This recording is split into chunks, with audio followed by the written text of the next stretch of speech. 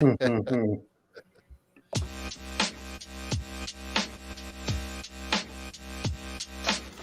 going on, everybody? I'm Keith, host of Just Our Thoughts with the Fellas, where 4 to 5 of my brothers give their perspective on national as well as local news. We touch on some trending hot topics as well as culturally relevant news. We also get a chance to dive into some deep core conversations. Check us out live every other Monday at 7 p.m. You can find us on Just Our Thoughts on YouTube live, as well as Just Our Thoughts fan page on Facebook. Also, please don't forget to follow us on IG, JOT with the Fellas. Fellas, what's going on, fellas? What up? What up? What up? What up? What up? What up? What's going on? What's good? Hey, everything's going on. We know what we got going on tonight. Yes, sir. Yes, sir. Cowboys, Yes, Eagles, sir. big game. Yes, sir. Yeah, Yes, sir. it is. Come on. Yeah, it is. Yes, sir. Big yes, game, sir. baby. Big game. Big game. Big game. Big game. So we talking Yeah, trash. let's do Anybody, this. any bets, man? Since we hanging out Friday, I would like to make a little bet, man. Okay. You know, if Cowboys, take this L, I'm willing to wear a jersey, Eagles jersey, when we hang out, when we catch up for Dre, and vice versa. I would love for y'all to do the same thing. I don't know. Hey, I can't do that. I don't know if I could do that, but how about this? I will. I'll buy you a drink. How about that? What about Nah. Y'all don't. You don't want that. That's too easy. Man, make him put at least a hat. Put a hat. Come on. I'll take a cowboy picture. hat. I'll take a Put a picture. cowboy hat I'll on. take a picture with let's do that. some Cowboys parry, and I'll post it on Facebook. Ooh, I'm loving it. Wow. I'll do that. I'll do that, and you do the same. And you do the same. That's it. All We right. got it. I'll take that. I'll take that one for the team, E, if that's okay. Okay. Oh, okay. Okay. Man, Oh, wow. I Okay, appreciate got it. you. We in there. I got We you. in there. I got you. That's You done deal, know, my good brother. we Cowboys ride or die. tonight. Yes, sir. What Yeah, y'all hopefully that game's good like mine was last night. Woo! Down to the wire. 37. Down to the wire. 37 seconds was Number too 12. much. Number 12. He came back. Yeah, he did. Yeah. Jimmy I G. didn't get a chance to talk to Jim today. I know he was probably feeling some kind of way because he's a diehard 49er fan. Yeah. So He was feeling quiet some on the kind chat. No combo from him on the chat last week. Niners win, but nothing from him this week. Hey Ward, I'm surprised you ain't put in there. Nah. Green Bay. See, I'm not like that. I mean, Okay. I enjoy watching my team. Yeah, I love it when they win, but when they lose, it's like, hey, whatever. You know what I mean? And I'm not the one to sit there and boast like, yeah, we won this week, because next week might be something very, very different. Yeah. So I they don't put money in my pocket. Yeah. So I don't get all hyped up like that about bent out of shape. Yeah, I don't get bent out of shape. Football is back, man. It's good to see people in the stadiums. It brings a sense of joy, to a lot of people, man. Good, healthy conversation. Some going crazy, some go a little further, but it's good to see football back in the stadium. Oh, definitely. Yeah. Tonight, if you can, what's going on, Kat, Michelle, Lena, and Shy Dot? Thanks for joining us on tonight. Yes. If you can share this podcast, share this conversation that we having with the great Niki Brown that's coming on tonight, that's going to join us in a few minutes. So share this conversation, share this podcast on Facebook, is also on YouTube. And we want to just say welcome to everybody.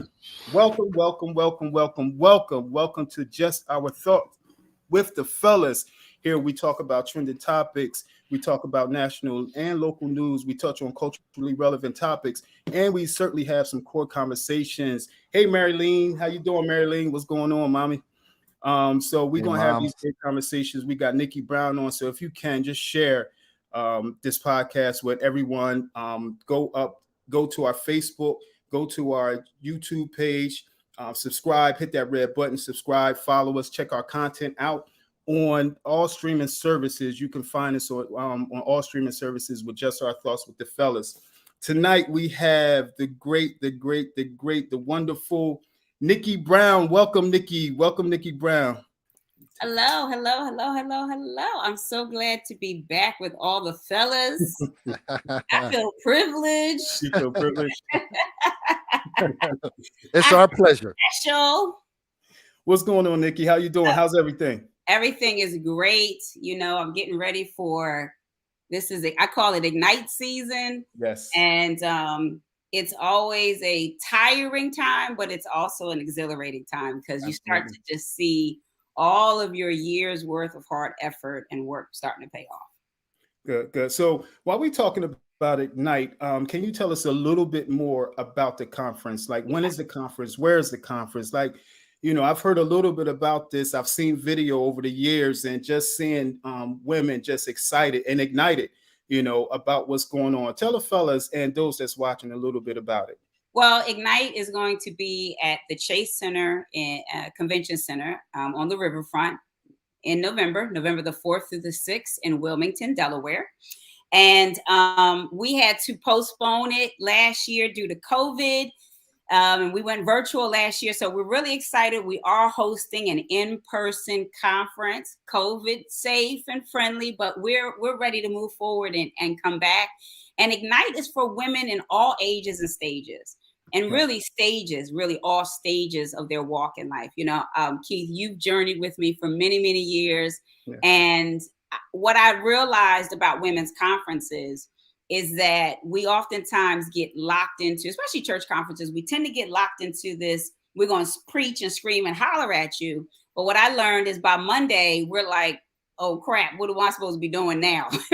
So we've been inspired with no instruction. And so Ignite blends practicality and spirituality together. And so if you look at our roster, we have a blend of preachers, coaches, authors, international speakers, women who have a testimony. And I have filled that roster in that way because I want women from all different walks of life who have different ears to hear to come to Ignite so they can be ignited in every facet of their life, their business. So we're going to have business classes on your finance.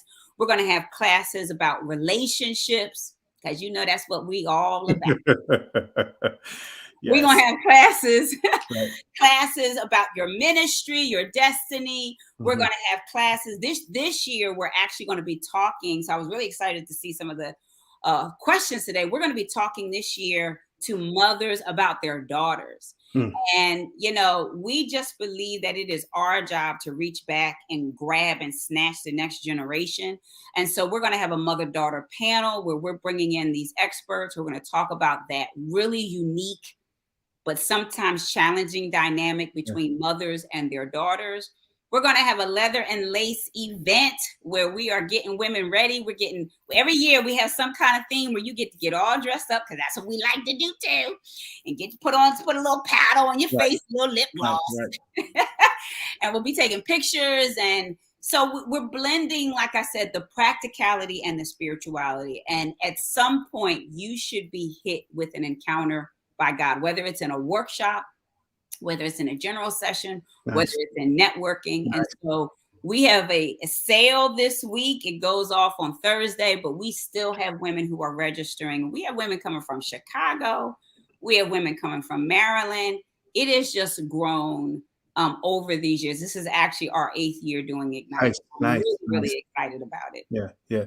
Now, it's certainly something to be excited about, just listening to everything that you guys offer when it comes to the Ignite Women's Empowerment Summit. It is certainly a blessing to women. I've had a chance to talk to a couple over the years, and just seeing the video and seeing how excited people are getting. And I like the practicality aspect that you guys bring to it. So what are some of the things that women say when it's over? Like, what's some of the things that they take away? Yeah, you know, part of my desire and dream, and this might be because this is the place I was broken in, is really getting women in tune with their passion and their purpose.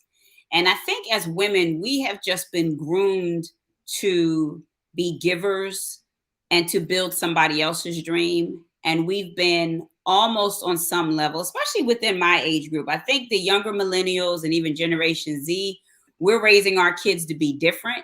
but we were raised and taught to abandon our dreams to build somebody else's. And so you're seeing now this generation over the last 10 to 15 years, and this is why there was an explosion of women entrepreneurs, especially African American entrepreneurs, because we're finally getting that clue that God didn't just put me here to build somebody else's dream, but he put me on this earth because he put a dream on the inside of me. So every year, that is our focus. Our focus is to really just ignite, what God has already put on the inside of you, whether it's a dream, a book, an idea, whatever it is, that it is your season. And you have a right. That's the word. You have a right to live your passion. You have a right to it. And it's not being selfish. It's not being self-centered, because purpose is always other-centered. If it's not other-centered, it's not a real purpose. So I had a question from so when we started advertising and marketing, we got flooded with some direct messages about, can you ask Niki Brown this? Can you ask Niki Brown this? And one question that that I thought was interesting is that a sister says is, we teach our children to survive while others teach their children to live. Yeah. Do we raise our daughters to be on their own and not look to marry and form families that are supported by the village?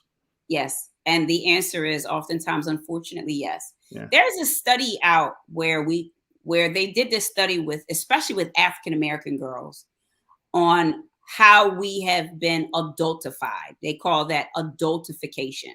Mm-hmm. And so there's this feeling or this sense that we as women have been trained and groomed to be older than we really are, and to take on more responsibilities than we probably should be taking on, want to take on.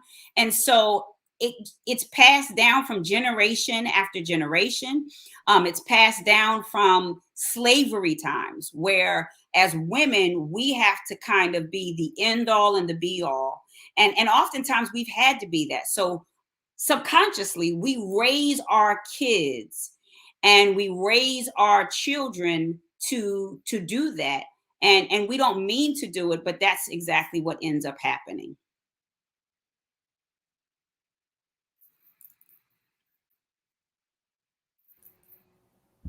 We there?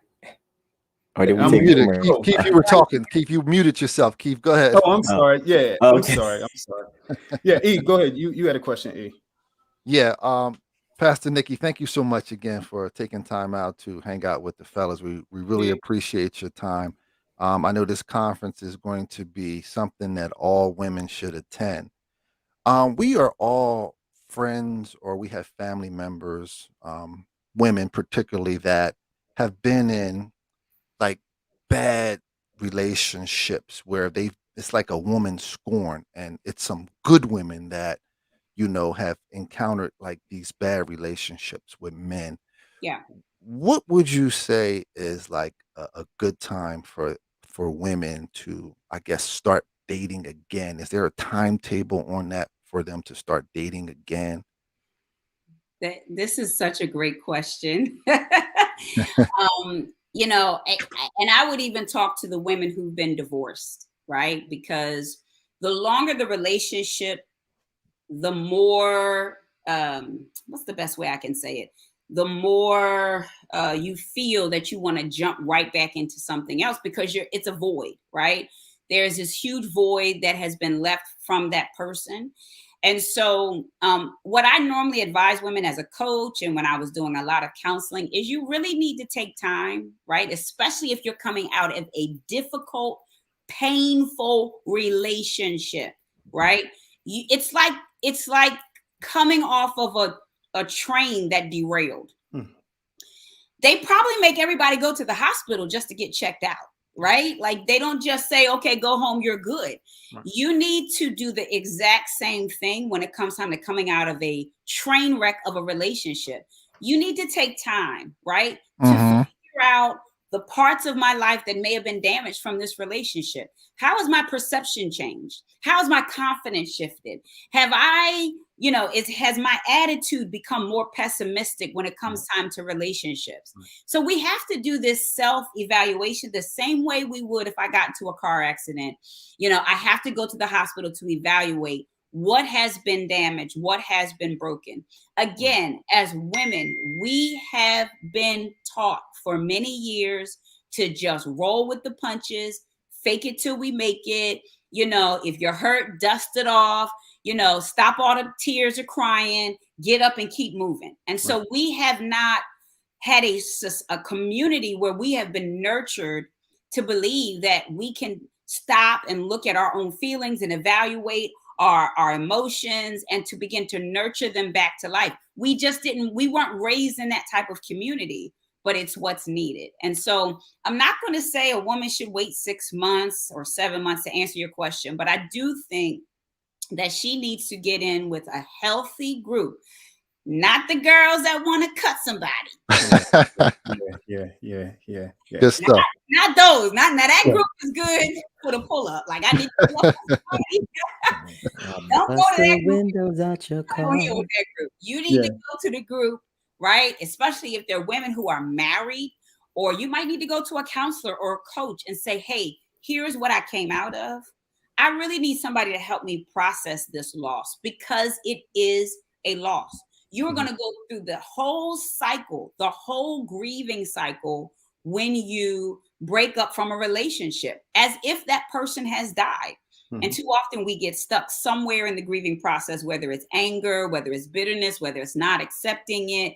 And so we have to go through that cycle. Now, that cycle may only take you 3-4 months, especially if you're really working it. It may take you a year, but somewhere or another, when you get to the point of resolution and your mind is healthy, and your heart is healthy, your heart is open again for love, and you don't have all these walls up and you don't have all these new conditions, then I think it's time for you to begin to love and date again. I think awesome. Thank you. I think that rings the same for men as well.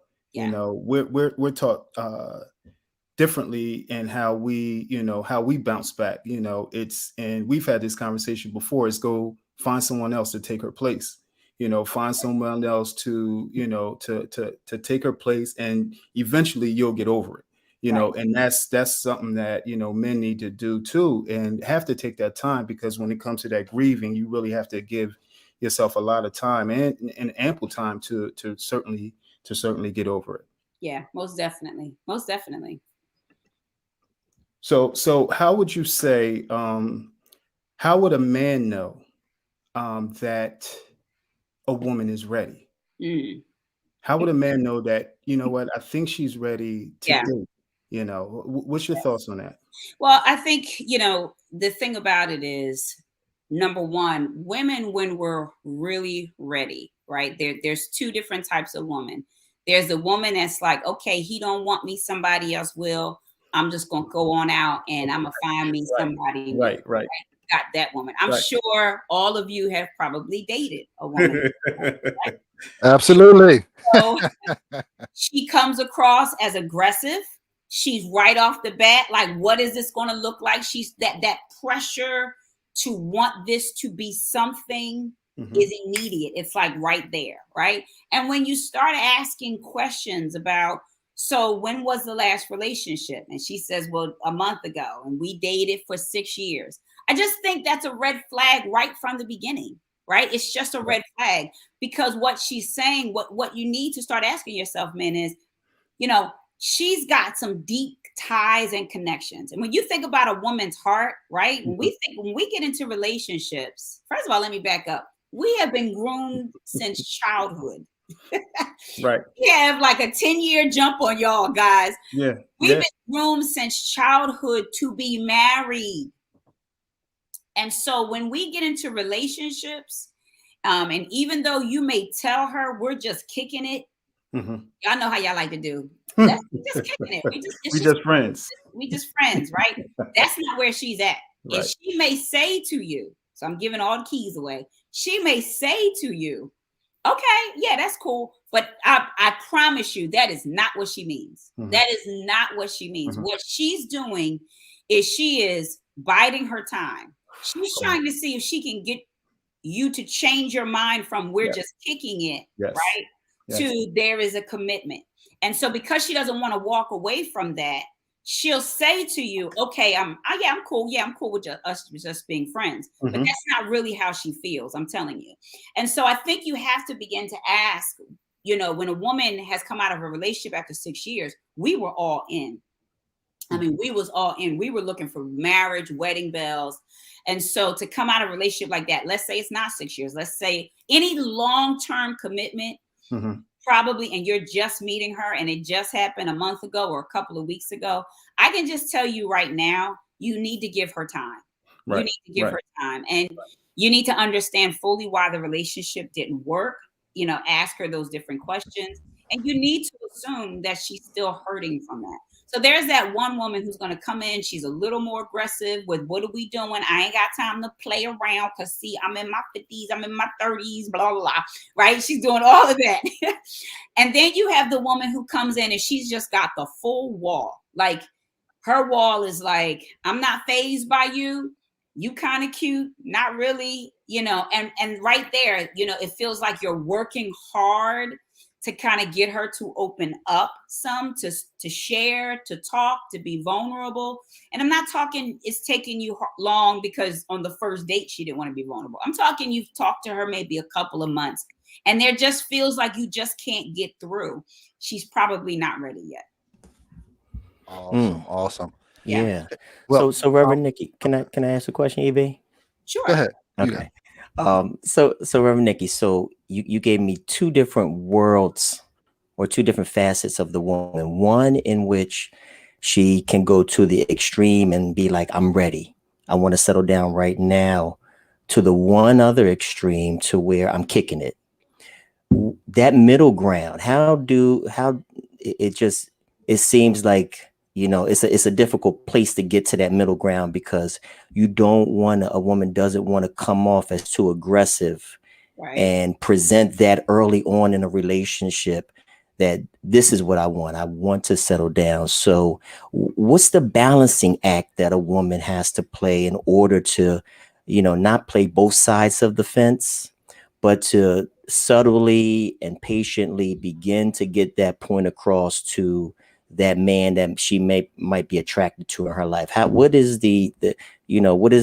we get off the fence and get on one side of that field, especially that side of the field where you really want to be in a relationship with this individual? And you're talking from a man's perspective. I'm talking from a woman's point of view. Okay. I'm talking from a woman's point of view.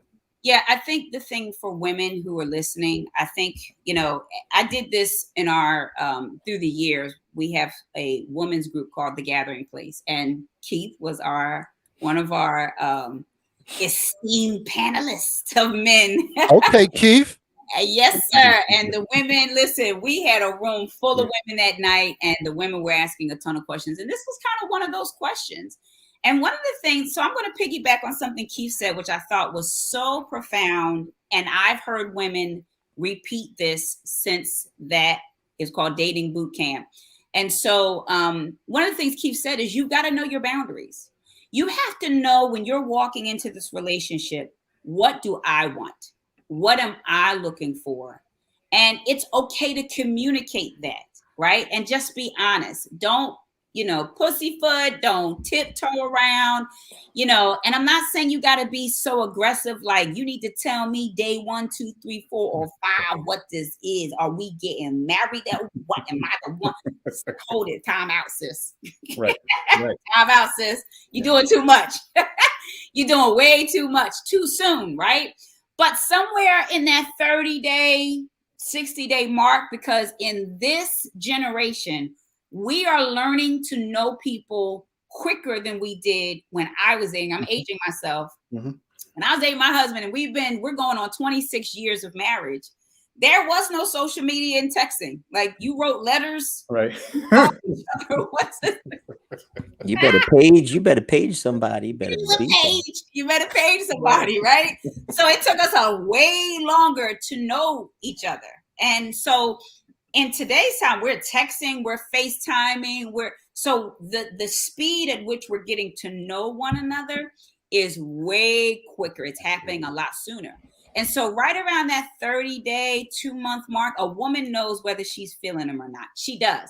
And I think for men, it's the same thing. I grew up with all brothers. They know straight out, that's going to be my baby mama. That's going to be my wife. I'm going to figure out what I need to do, especially a man who's healthy. He's ready to date again. He's not afraid of commitment, right? We're not talking about those guys. We're talking about a guy who's ready to settle down. He's going to let her know, probably by the end of the month, you're going to be my wife, or I'm really feeling you. Yeah. And so if you're not hearing that, girls, by 30 days, 2 months, y'all on the phone every day, every other day, or something like that, you need to ask the question. So what is this? How are you feeling about me?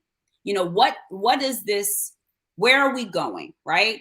And it doesn't have to be aggressive. Like, I ain't got time to be playing around. You don't have to do all that. Just ask him, where are we going? What do you want from this relationship? If he says we just kicking it, tell me what that means to you. Tell me what that looks like. We're just friends. So what does friendship with me mean specifically? Is it friendship with benefits? You going somewhere? You going somewhere, Pastor Niki? I'm telling you, ask the question. Don't be afraid. Ask it. And if he's like, well, and if it starts to sound obscure, and he's kind of running around in circles, you already have your answer as to what this is. Nothing. Right. Yep. I'm gonna say it again. It's nothing. You have nothing, because a man's going to say, "Listen, I'm digging you. I feel you." Men aren't complicated. They're not complicated. We think as women, and I'm telling you guys, we sit around the table and we start to, but he was saying, and he said he don't know. He just kind of wants to get to know me. I always say it's not complicated for the guys. It isn't, especially a guy who's healthy, he's ready. He's going to say, yo, I'm feeling you. I don't want no other dude pushing up on you. Yep. Where are you at? He may not say, I want you to be my wife, but he's definitely letting you know his intention. And unless he's saying those words, you have nothing. You might have a friendship.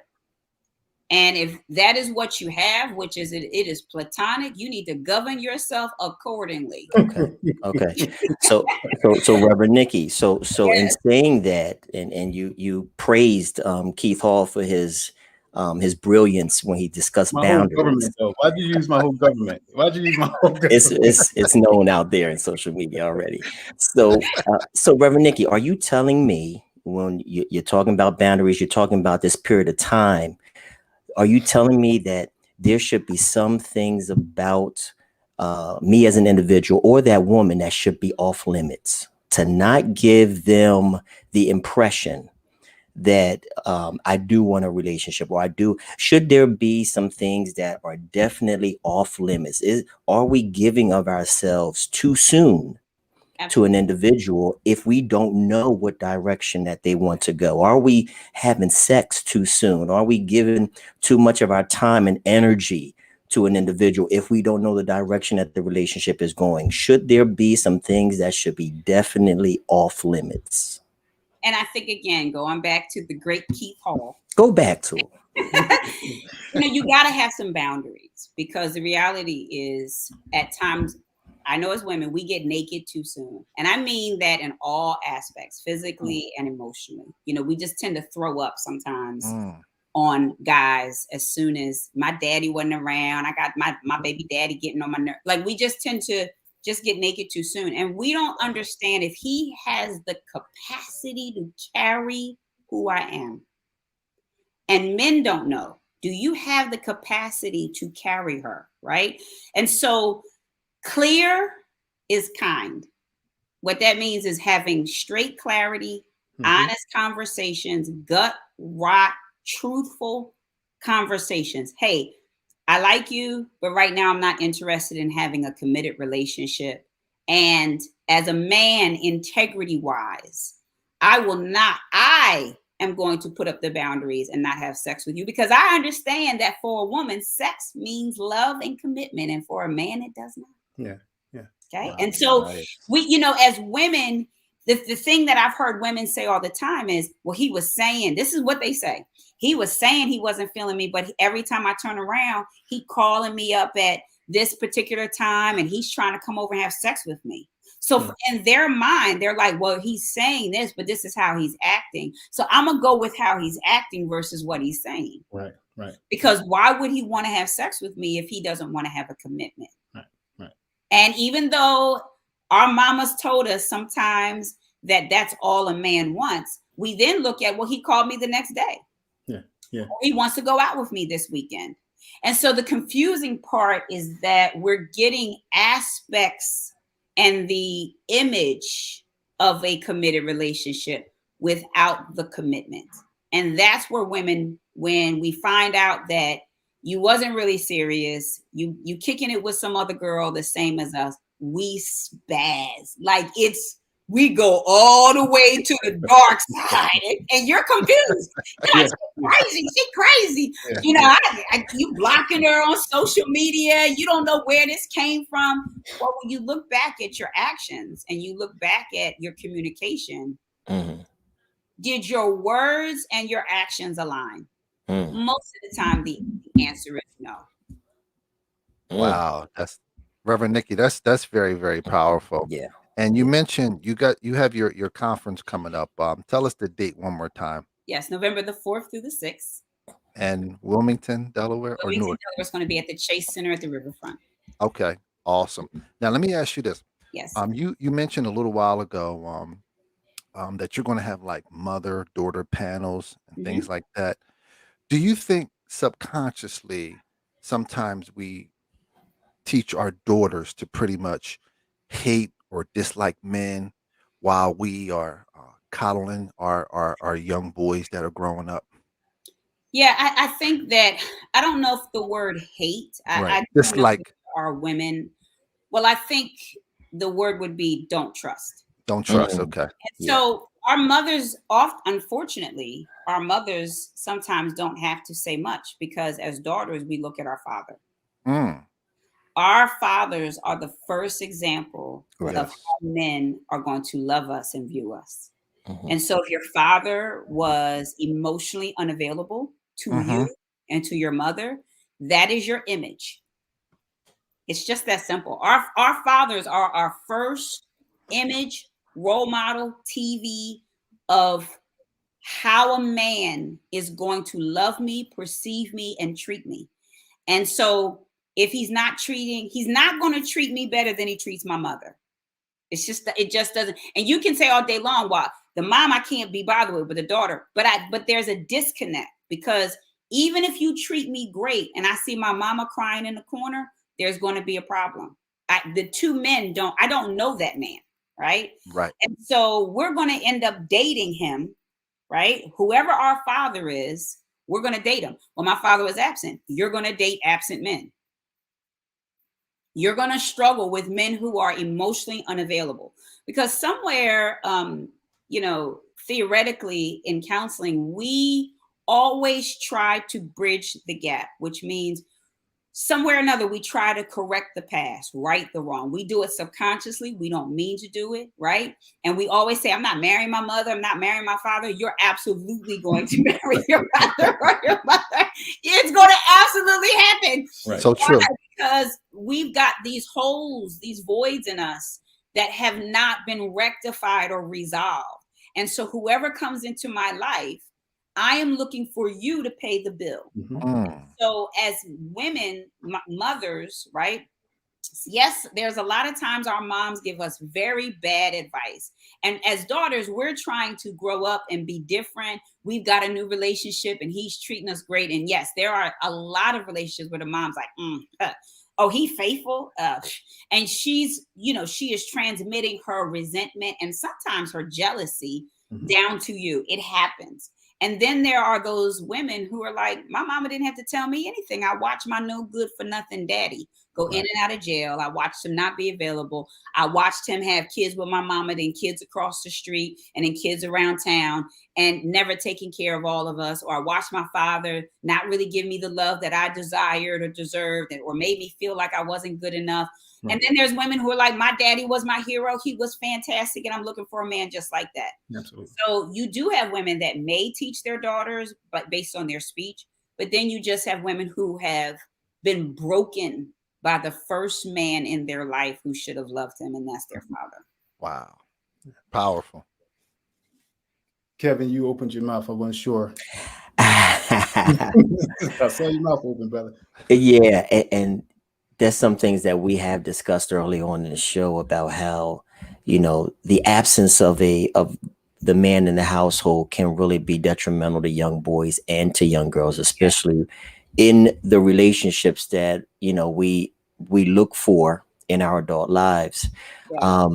What is one of the best, I guess, strategies for us to kind of, I guess, rework that narrative of that early on, just trying to move on from that early on absentee father or that mother that was unstable in our life? How do we kind of rewrite a narrative so that we can have a healthy relationship? Because sometimes we unknowingly, like you said, like you were talking about, we attract that absent father or that unstable mother in our relationships. Yeah. What is some successful some strategies that you have seen successful? Because sometimes we unknowingly attract these type of toxic people. What are some strategies that you have seen has been beneficial for us to rewrite a narrative so that we can have a healthy relationship? So I think you've got to be able to identify where your mother or father broke you and blessed you. Mm. Sometimes we don't see both sides, right? My dad, I mean, my mom, she did the best she could. But tell me the impact that it had on your life growing up, not having a father, not having a stable mother, or having a controlling mother, or having a nitpicking mother, or having a mother that silenced your voice as a man, right? What did you walk away from? What conclusions have you drawn?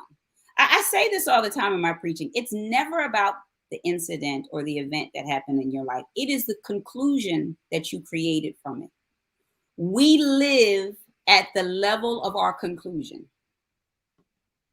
We date on the level of our conclusion. So if you have concluded that men are not going to be faithful, they're not committed, or men can't be trusted, or I'm not lovable or desirable, you can only attract what you believe. And so you've got to begin to unearth, what am I believing about relationships, right? And all you got to do is look at the pattern of relationships. Your pattern will confirm your pattern. The people you invite in your life will always reveal what you believe about yourself. And I'm going to say that again. The people that you invite, notice I said the word powerful, invite. Not they just came, sometimes we act like this victim. I was minding my own business, but you opened the door. So we invite them in. The people we invite into our life reveal what I think about myself. And so am I inviting broken pieces in? And so when you start to do that investigation and you start looking back at the cycle of people in and out, relationships, men, women, that you have dated, what is it telling you about what you believe about relationships? You've got to do your own self-evaluation. These are the things that I did. These are the things that other women that I've counseled, I've told them to do. And so if I just talk about me, I just realized that, I struggle with wanting validation. And so the people in my life, every time I invite someone in, it's somebody who I think is going to validate me and make me feel like I'm significant and the loudest person in the room. And so what impact do I end up getting from that, right? Am I getting a strong individual? And so you got to look at where you've been broken. Right. Broken pieces attract broken pieces. So I'm not saying you got to be perfect, because we're all going to be broken till heaven. But what are the broken pieces attracting? Who are they attracting? And then how do I heal that? How do I begin to work through that? Coaching, counseling, reading books, again, really making an intentional effort to say, I've got to fix the part of me that's broken because my father was never in my life. Mm-hmm. I have to fix the part of me that's broken because I was raped as a child. I've got to begin working through that. And oftentimes we need the help to do it. We need the help. We can't heal ourselves. This is through prayer. This is through coaching. This is through counseling. This is through working with other healed women. And so that's how we break that curse. That's how we stop that generational pattern. And if you have children, if you have a son or daughter, right, and you're now recognizing, I am transmitting, I'm transferring the hurt of generations to my child, right? It is time again for you to take a minute, stop, and get into some counseling, but also have a real conversation with your child. Mm-hmm. And Yeah. sometimes the best conversation to have is, baby, I want to tell you mommy is sorry. Mm-hmm. I have hurt and damaged you because I was damaged. We think that our children won't recognize or receive that, but they absolutely will respect you when you come and say, I am sorry. You know, I want to do better. Here's where I think I've hurt you. I don't let you speak, or, you know, or I diminish your feelings, or I make you feel like, you know, nothing you do is ever good enough. And a man needs to be like this. And a man needs to jump through these hoops. And he only 5 and can't barely say his name. Yeah, because we weren't taught manhood, or because our father beat us into the ground. Now we take our sons and we're just like, you're gonna be a man. Stop all that crying. You did. And we're just and what we say is, well, that's how my daddy did it, and I'm all right. No, you ain't. You crazy. You broke it. Right, you crazy. You are not all right. Well, I'm successful. Says who? Yes. Right. And so we've got to begin to take a step back. And I did this with my daughter. I'm looking now. She's 18. She's in college. And when they turn this age, they start to manifest everything you put in them and everything you have not. And what I'm recognizing is, at a young age, you know I transmitted to her a sense of or a lack of confidence because it was in me. It was in me. And I'm watching now the outgrowth of her approaching things, and she doesn't have the confidence. Right. And I'm like, God, that's how I felt at 18.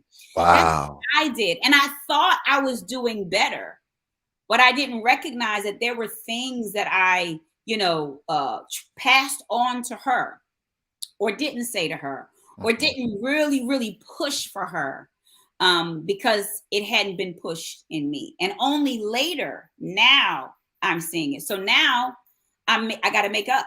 So when she comes to me and says, I don't think I can, I'm like, this is my opportunity. Right. So God always gives you another opportunity to break the generational curse. He's just going to keep giving it to you over and over and over again. And so you look back at the patterns of your family, your father, your mothers. None of the women in my family were nurturing, right? Or all the women in my family, I call them Amazon women. They were hard. they killed the men, right? Well, once I recognized that, and I hate that about the women in my family, my responsibility now is to break it. And if I don't fully know how, God does. Yeah. And some other woman can help me along the journey. Good stuff. So those that's just joined us, we have the incredible Niki Brown, conference host, CEO of Niki Enterprises, founder of Ignite Women's Empowerment Summit, minister, coach, speaker, and author. Niki, you have two. You authored 2 books. Well, I am the author of one, and I will be launching my second one. Okay. I'm sorry. You speaking prophetically. I knew there was a little prophet in you, Keith. My second book will be coming out in April. It is called Audacity, the Power to Let Go, or the Courage to Let Go and Leap. Nice. If I could, Reverend Niki, I just want to say I had an opportunity to purchase your first book. Okay. There is More. Yes. And I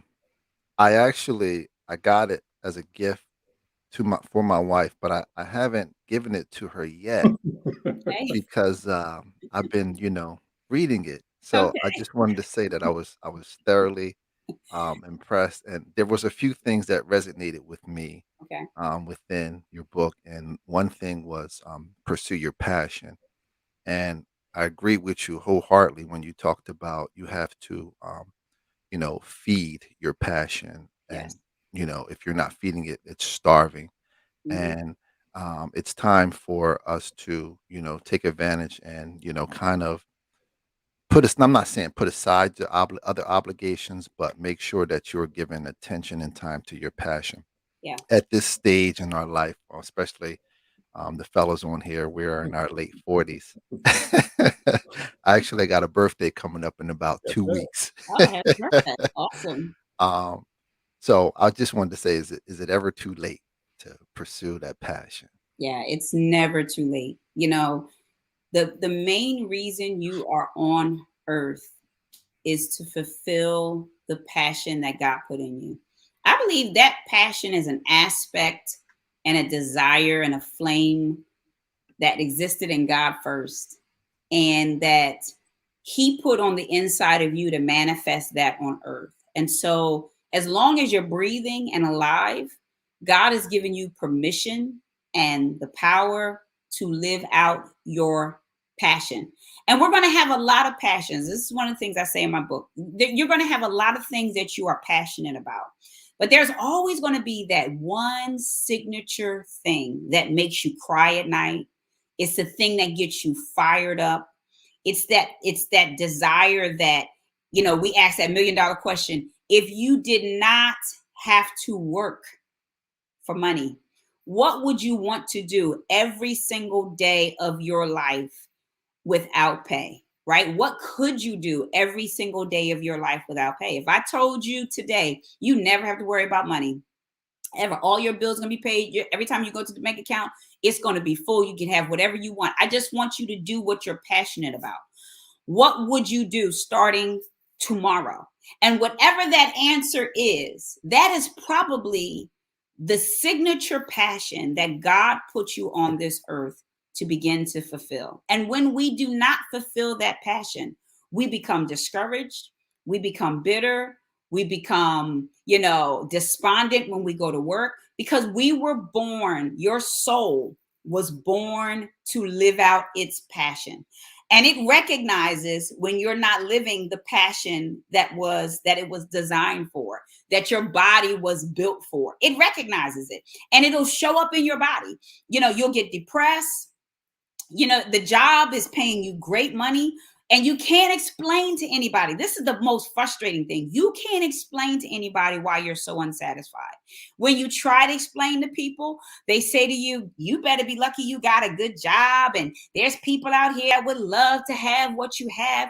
But what you're doing is not something you've been built for. And so it is never too late. In fact, these are the years where we actually start seeing a whole lot clearer, right? Because we recognize we ain't got that much time left. We start looking like, man, 40 already, like, dang it. And so it is important now that we live the rest of these years with intentionality, with a sense of, I don't have time to waste. I don't have time to just get a regular old job to pay my bills. Anything I'm doing has to be central to my core. Good stuff, Nikki. Good stuff, Nick. We got two more questions. We definitely appreciate you again for joining us. Just, you know, as we close, we got two more questions. Well, I know I have one that I wanted to ask, and this is from someone that checks our show out, someone that follows our show. She submitted a question, and her question is: lately, there's a push for Black women to stay on top of health / weight. From where I sit, Black women are doing good. They're doing it.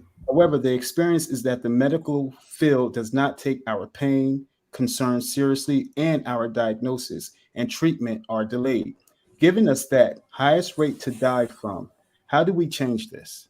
You know, I think we are our best advocates, and we are changing it. You know, the Me Too movement, even though that's about, you know, sexual abuse, that was started by a Black woman advocating about the bodies of young Black girls, young Black women who have been dismissed for years and years and years. Again, that's something that was carried over from slavery. And so it goes exactly the same as our physical health. And we have to advocate. We have to go into that doctor's office and see what I'm speaking. I know for a fact, we go into the doctor's office sometimes and we're afraid to say something. Mm-hmm. We're nervous because we think the doctor knows best. You've been living in your body. You're the only one that's living in your body, and you know your body better than anybody else. Right. And so one of the things that I realized, and it was late, but late, you know, is better than never. I suffered from fibroids for years, and it prevented me from having another child. If I can just speak transparently, I almost, and Keith remembers this time, I almost lost my daughter because of fibroid issues while I was pregnant. And I had a doctor at that time that really just, he was a great doctor, I will say that, but I think he really didn't have all the tools, or really didn't do as much research as he needed to really help me during that time. And so it wasn't until after I had my daughter and years later that I got sick and tired of these fibroids and it limiting my life. And I decided to leave that doctor. Listen, just that one thing by itself, when it's called go get a second opinion and a third opinion. Sometimes, again, we take this old school approach. Oh, he been my doctor for 10, 15 years, and he's always been right. Well, he may not be right on this one. And we've got to have the courage to say, you know what? I love you. You've been great, but I need to go find myself another doctor, or I need to go get myself a second opinion, or I need to push in this appointment and say, I hear what you're saying, but I need you to do some tests. Prime example, I started dilating at 5-6 months. And the doctor that I went to, who was Caucasian, told me I went to a specialist, and he says, I don't believe that stitching up a uterus helps. So, I hear what they're saying about it, but and this is exactly how he was talking, but personally, I'm not certain if it works. So I'm going to recommend that I don't stitch up your uterus, and we'll just see what happens. He sent me back to my GYN. My GYN says, well, this is what the specialist says. And I had enough sense at that point to say, if you don't want, I said these words, if you don't want this hospital to be called Brown Memorial, you might want to stitch my uterus up. And sure enough, 2 months later, I went into full-blown labor at 7 months. My contractions were coming at 1.5 minutes to 2 minutes apart. They were rushing me down the hallway. And sure enough, when they went to examine, because they thought I was getting ready to have my daughter any minute, she would have been a preemie. You wouldn't have known that she would have lasted. My GYN came in and he said, you're not having this baby today because we stitched. I am so glad I stitched you up. But he would not have done it if I had not have advocated and said to him, because he was like, well, this is what the specialist says. He doesn't think I should. So I said, if you don't want a lawsuit.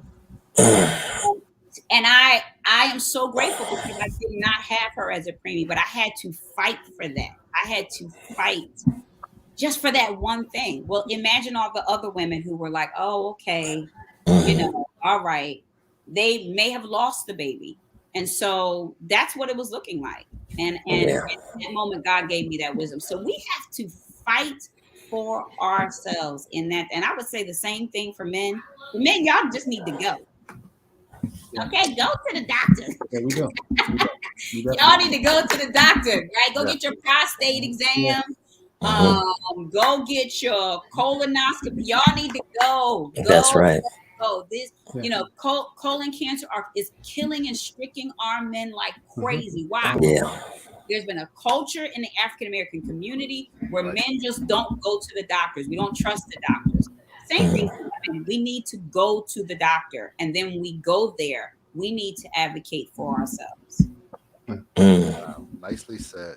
Nicely said. Niki, we appreciate you again. Can you I do got one more question. Yes. I do got one more question. Man, you hogging up everything, Keith. Well, we didn't want to keep Yeah, you hogging up. Go ahead. We got 7:56. We got 4 minutes. We got 4 minutes. I don't appreciate that, but go ahead. With the we could tussle later. With everything that you got, that's my brother. With everything that you got going on and seeing the transformation of women, coming through the group, coming through the empowerment, the summit, and the women that you've talked to over the years, what is one of the things that you're most proud of? I think what I'm most proud of is that God somehow or another chose me to walk this journey besides other women. I don't know why. I'm humbled by it that he would choose me to be used to impact other women's lives and to help them along the healing journey. And so I think what I'm most proud about is the fact that I did quit many times, but I came back. And that's real talk for any woman who God has given you a dream. If you've quit 5 times, it doesn't matter. It does not matter. I have quit at least 20 times because I was so discouraged. I can't do this. I don't have the money. You know, if you guys think about it, I'm not a church. I can't get up on Sunday morning and or send a note to the pastor and pastor say, go back and get those tickets. Right. This thing is a faith walk every single time. And I think what I'm proud about is that somewhere in me, I've embraced the even though I've quit and said, I'm not doing this anymore, that somewhere or another, God gave me the strength and I embraced it to kind of get back up again and say, somebody's waiting and counting on me. Somebody needs this conference. Somebody needs, you know, what it is that I think that I have to say. And if God is calling me to it, he's going to bless me with the resources for it. Nice. Niki, one more time. Can you give us some, give everybody the information about where they can, register and find out about the Ignite Women's Empowerment Summit? One more time. Yes. Go to my website. It's www.ignitesummit.org/conf, CONF, all lowercase. So it's www.ignitesummit.org/conf, or you can go to my Facebook page, Niki Walker Brown, or you can go to our Facebook page, Ignite Women's Summit, and you can find me on all of those things. You can tag me. I am always responding on social media. People are already texting me right now, talking about, so can you get me a ticket? I'm like, go to the website. But I still, at least I respond. Thank you, guys. This was definitely a privilege. I enjoy being amongst all this testosterone. Thank you. We enjoy having you, Reverend Niki. Thank you so much. Thank you for joining us. Conference host, CEO of Niki Enterprises, founder of Ignite Women's Empowerment Summit, minister, coach, speaker, and author. And she has one out now, and one will be coming this April 2022. Thank you, Niki Brown, for joining us. We appreciate you. Love you for being a friend of the show. And just appreciate you so much, my sister. Thank you. Give Harold my love. Give my man my love, my brother.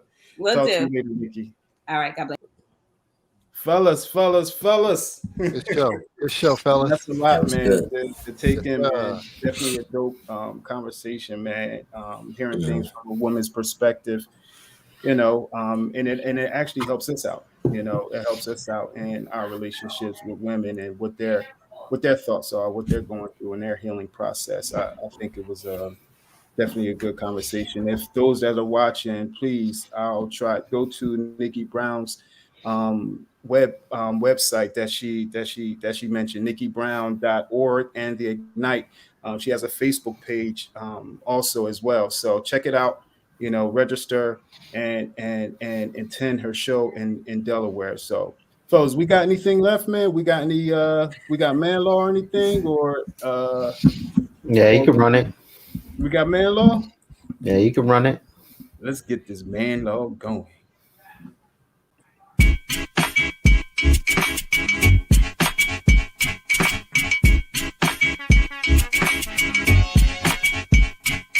Shopping bags, they way down her arm.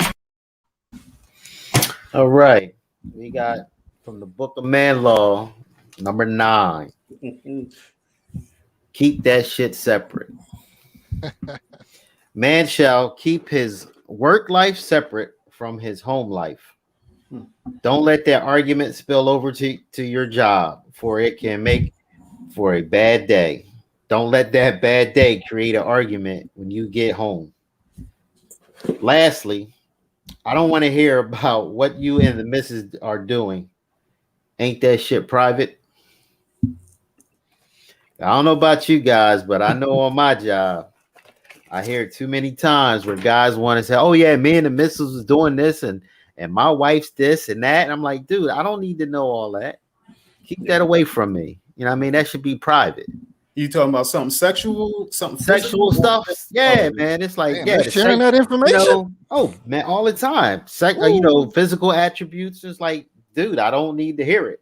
Yeah. You know what I mean? But mostly it's main like, definitely keep your job and your home life separate, because you don't want to take that bad day home, have a stupid argument over something dumb, that you and the missus now y'all beefing, Yeah.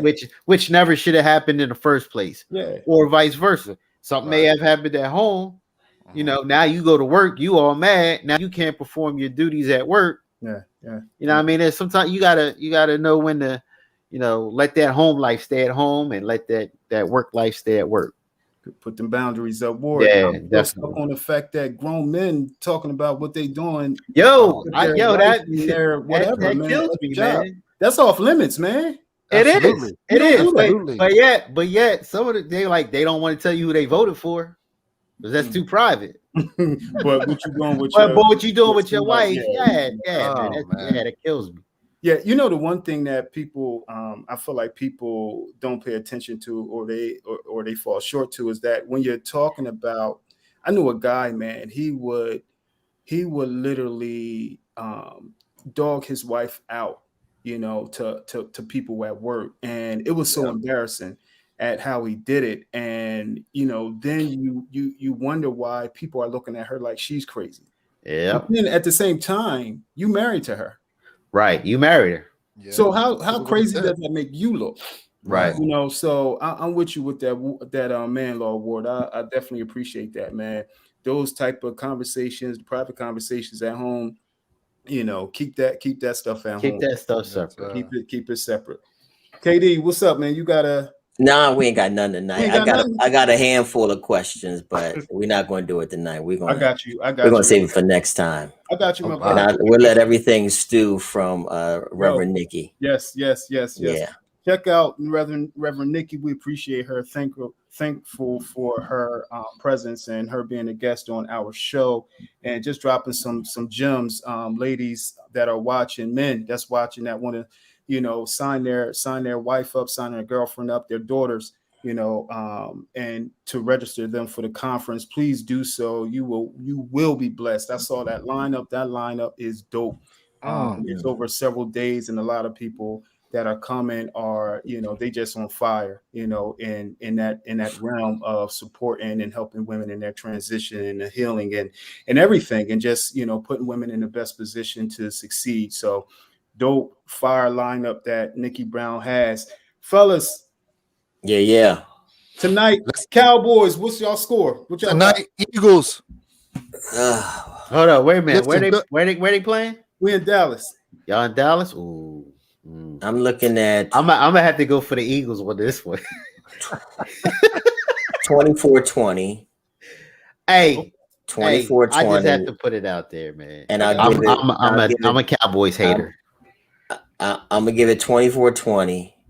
And I gotta ride with Jalen. I think we got opportunity to run the ball. Okay. And we gotta lean heavily on the run. So Right. I'm looking at 24-20, solid defense. But I think it's gonna be some opportunities for Jalen to make some throws on that secondary. Okay. So All let's right. go. I got a couple people in spin class, one in particular that had her jersey on. Yeah. And L Dub, she's rooting I saw hard, L Dub's and she's picture. watching. Go Hey, Birds. man, special quick shout out to our homeboy, man, Big George Hegeman, Big G. Big G. Yes, Big G. Big G. What's up, Big G? Big G played for the Cowboys and the Oh, Eagles. Much love, And bro. Eagles. Yes. And a high. And the Andy And Reid. yep. Much love. Oh, so now But we he just but he did shout get out- that. But he did get that ring with the Cowboys. He did. Yes, he did. Yes, he With the did. Cowboys. Hey, dope show, fellas, man. As always, man, great energy. Love y'all, man. Appreciate y'all. Everybody, thanks for hanging out. We want to give everybody a shout out. Thanks for spending this time with us. Thanks for spending this hour with us with just our thoughts with the fellas. Again, you can find us on all streaming platforms: Apple Podcasts, Spotify, iHeartRadio, Amazon Music. Check our content out. Share this podcast tonight with Niki Brown, and go register for the conference. Thanks. Good night. Go Go Cowboys. Peace.